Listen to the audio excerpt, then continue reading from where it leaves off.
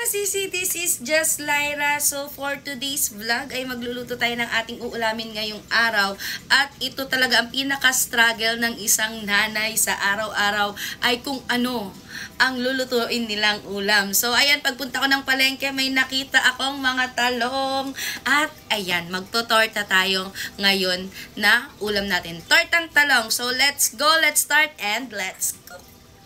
Ito na nga yung mga nabili nating talong mga sis. So hinugasan na natin yan at tutusukin lang natin lahat ng talong at isasalang nga natin sa ating kalan dahil tinamad na akong magsindi ng uling magpadingas. Sa kalan na lang, pwede din naman. Ayan, ikot-ikutin hanggang maging okay at nang matapos na nga lahat, babalatan na nga natin mga sis. Papalamigin ko pa sana pero hindi na kinaya dahil gutom na yung mga anakshi natin. Kaya lahat ito ay binalatan ko na. And after nyan mga sis, ito na ang itsura niya.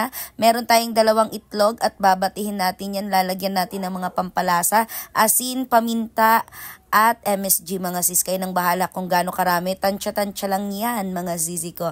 At ayan, hinalo-halo na nga natin at ilalagay na nga natin dito ang ating mga talong para maiprito natin. So 5 pieces ang pinrito natin mga sis. Paiinitin na natin ang ating kalan. Ayan. Heat check tayo mga sis. Pag hindi nasunog yung plastic, ibig sabihin hindi pa mainit. At ayan, mainit na nga siya. So bumili lang tayo ng 10 pesos na mantika. Ayan, isinalang na nga natin ang ating talong.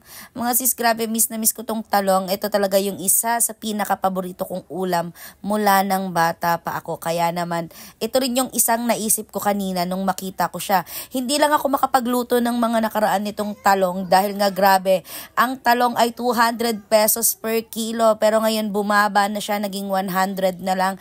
Kaya nga naman naisip ko talong na lang ang uulamin. Dapat pritong talong lang pero may itlog pa ako sa ref. Kaya naman naisip ko tortang talong na lang dahil nga naman ngayon na lang ulit kami nakapagtalong. Ayan. Tsaka paborito ko naman talaga ito. Paborito din to ng mga anakshi ko. Kahit anong luto ng talong, paborito din nila. Gaya-gaya sa ina. Saan pa ba magmamana? Eh di sa nanay. So ayan, ito na nga yung last natin at magtitikiman time na. At ito na nga guys. Natapos na tayo, so iti-taste test natin yung talong na to. Grabe, pinagpawisan ako kung paano lutuin to. So let's go, let's eat. Alam niyo, iniisip ko kung magda-diet na ba ako, pero yung ating mga vlog ay puro pagkain. So paano? Paano natin gagawin?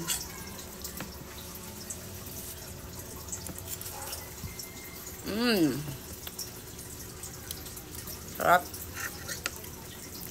Paborito ko to ng bata pa ako. Tortang talong.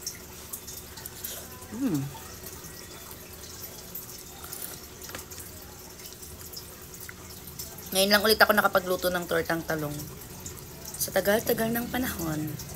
So bukas mag-iisip na naman ako kung anong uulamin namin. So tara, kain tayo mga sisi.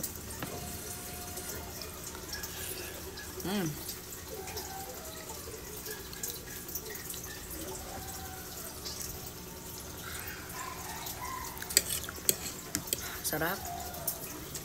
Simple lang to mga sis, pero paborito ng lahat to, 'di ba? So, see you on my next vlog. Hope you like and share this video. Bye.